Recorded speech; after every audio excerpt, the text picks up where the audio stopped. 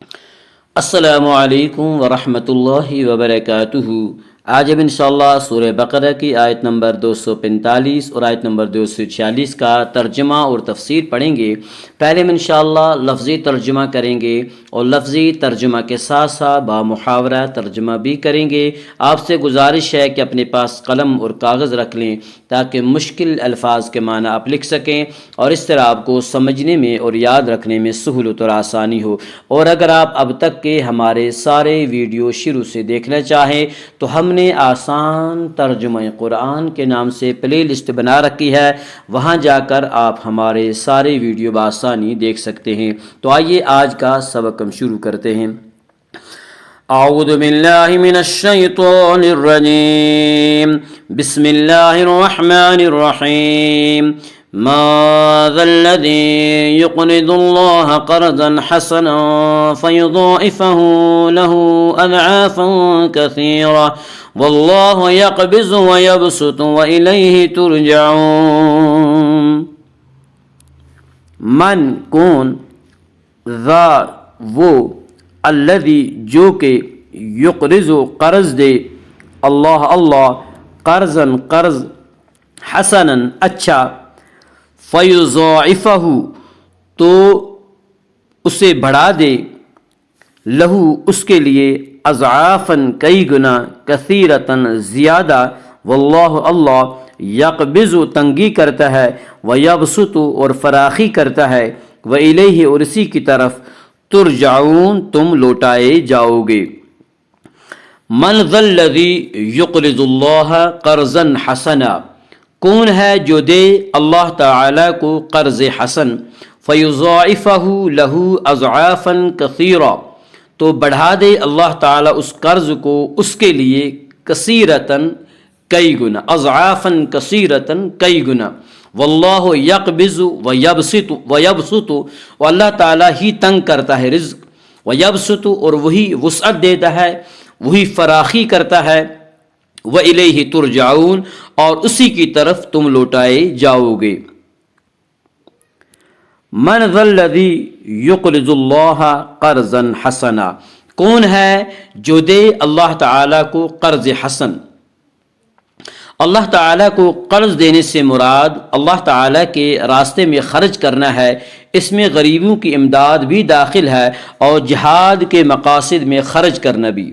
اسے مجازاً قرض کہا گیا کیونکہ اس کا بدلہ ثواب کی صورت میں دیا جائے گا،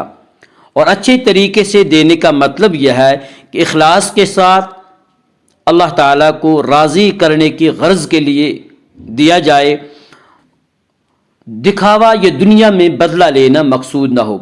اور اگر جہاد کے لیے یا کسی غریب کی مدد کے طور پر قرض ہی دیا جائے تو اس پر کسی سود کا مطالبہ نہ ہو۔ کفار اپنی جنگی ضروریات کے لیے سود پر قرض لیتے تھے۔ مسلمانوں کو تاکید کی گئی ہے کہ اول تو وہ قرض کے بجائے چندہ دیں، اور اگر قرض ہی دے دیں تو اصل سے زیادہ کا مطالبہ نہ کریں، کیونکہ اگر جس دنیا میں تو انہیں سود نہیں ملے گا، لیکن آخرت میں اللہ رب العالمین اس کا ثواب اصل سے بدرجہ زیادہ عطا فرمائیں گے۔ جہاں تک اس خطرے کا تعلق ہے کہ اس طرح مال خرچ کرنے سے مال میں کمی ہو جائے گی، اس کے جواب میں فرمایا گیا کہ تنگی اور وسعت اللہ تعالیٰ ہی کے قبضے میں ہے۔ جو شخص اللہ تعالیٰ کی دین کی خاطر، اللہ تعالیٰ کے دین کی سربلندی کے لیے، اللہ تعالیٰ کی دین کے بقا کے لیے اپنا مال خرچ کرے گا، اللہ تبارک و تعالیٰ اس کو تنگی پیش آنے ہی نہیں دیں گے، بشرطے کہ وہ اللہ تعالیٰ کے حکم کے مطابق خرچ کرے۔ ألم تر إلى الملأ من بني إسرائيل من بعد موسى إذ قالوا لنبي له مبعث لنا ملكا نقاتل في سبيل الله قال هل عصيتم إن كتب عليكم القتال ألا تقاتلوا قالوا وما لنا ألا نقاتل في سبيل الله وقد أخرجنا من ديارنا وأبنائنا فلما كتب عليهم القتال تولوا إلا قليلا منهم والله عليم بالظالمين۔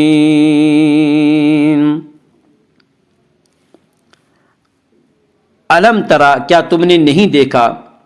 الا طرف، الملا گروہ جماعت، من سے بنی اسرائیل بنی اسرائیل، من سے بعد موسیٰ موسیٰ، اذ جب، قالو انہوں نے کہا، لنبی لہم اپنے نبی سے، ابعث مقرر کر دیجئے، لنا ہمارے لیے، ملکن ایک بادشاہ، ایک امیر، ایک سردار، نقاتل ہم لڑیں، فی میں سبیل اللہ اللہ کا راستہ، قال اس نے کہا یعنی اس نبی نے فرمایا، حل کیا، عصیتم ہو سکتا ہے تم، ان اگر، کتب علیکم فرض کر دی جائے تم پر، القتال جنگ، اللہ تقاتلو تو تم جنگ نہ کرو، قالو وہ کہنے لگے، وما لنا اور ہمیں کیا، اللہ کہ نہ، نقاتل ہم لڑیں گے، فی میں سبیل اللہ اللہ کا راستہ، وقد اور البتہ، اخرجنا ہم نکالے گے، من سے دیارنا اپنے گھر، و ابنائنا اور اپنی آل و اولاد، فلما پھر جب، کتب علیہم فرض کیے گئے ان پر، القتال جنگ، تولو وہ پھر گئے، الا سوائے، قلیلاً تھوڑے سے، چند، منہم ان میں سے،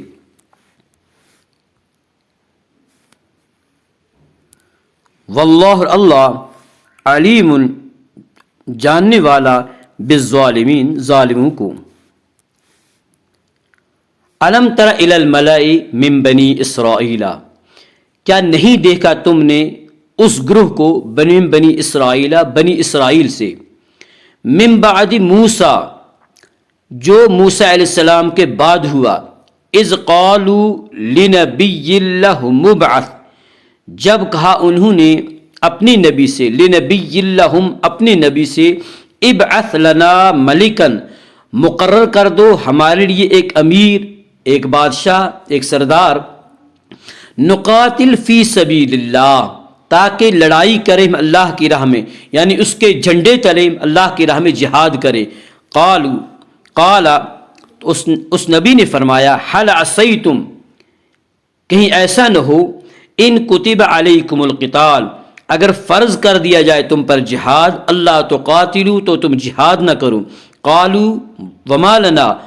وہ کہنے لگے، وما لنا اور ہمارے لیے کوئی وجہ نہیں، ہمیں کیا ہوا، اللہ نقاتل فی سبیل اللہ کہ ہم جہاد نہیں کریں گے، فی سبیل اللہ اللہ کے راستے میں، وقد اخرجنا من دیارنا حالانکہ ہم نکالے گئے اپنے گھروں سے، و ابنائنا اور اپنی آل و اولاد سے، فلما کتب علیہم القتال پھر جب فرض کر دیا گیا ان پر جہاد، تولو تو انہوں نے منہ پھیر لیا، الا قلیلا منہم بجز چند ایک ان میں سے،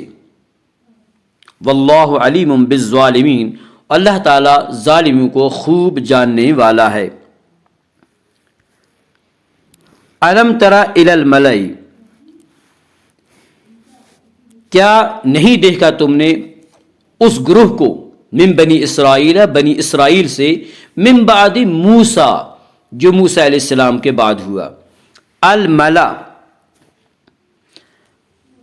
ملا ان سے مراد قوم کے رؤساء اور شرفاء ہے۔ ان آیات میں حضرت موسیٰ علیہ السلام کے تقریباً 300 سال بعد اور حضرت عیسیٰ علیہ السلام کی ولادت سے 1100 سال پہلے کا ایک واقعہ بیان ہو رہا ہے، جس کا مختصر حال یہ ہے کہ قوم عمالقہ فلسطین کے اکثر حصوں پر قابض ہو گئے تھے اور بنی اسرائیل راما کے علاقوں میں محصور ہو کر رہ گئے تھے۔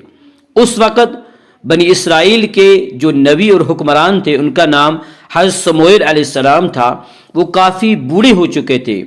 قوم عمالقہ کی اظہار ثانیہ اور زیادتیاں دن بدن بڑھ رہی تھیں۔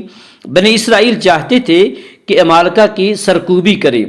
اور اپنا کھویا ہوا اقتدار اور حکومت ان سے واپس لیں۔ اس لیے انہوں نے بار بار اپنے نبی حضرت سموئیل علیہ السلام سے درخواست کی کہ وہ اللہ رب العالمین سے ان کے لیے ایک ملک سردار کا سوال کریں، ایک امیر کا سوال کریں، یعنی ہم پر ایک سردار مقرر کیا جائے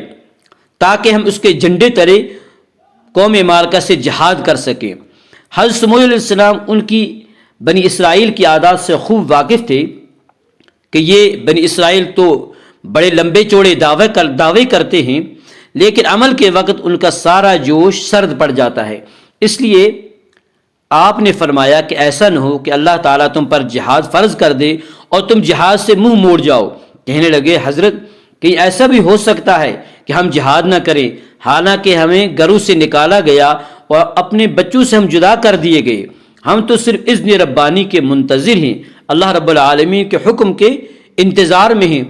لیکن جب انہیں اجازت مل گئی، ان پر جہاد فرض ہو گیا، تو گنتی کے چند آدمیوں کے سوا سب نے جہاد کرنے سے انکار کر دیا۔ اللہم اجعل القرآن ربیع قلوبنا ونور صدورنا وجلاء احزاننا وذهاب همومنا وغمومنا اللہم انفعنا بالقرآن العظیم ورفعنا بالآیات والذکر الحکیم رب اغفر ورحم انت خیر الراحمین وصلی اللہ تعالی علی خیر خلقہ محمد وعلی آلہ واصحابہ اجمعین۔ السلام علیکم ورحمۃ اللہ وبرکاتہ۔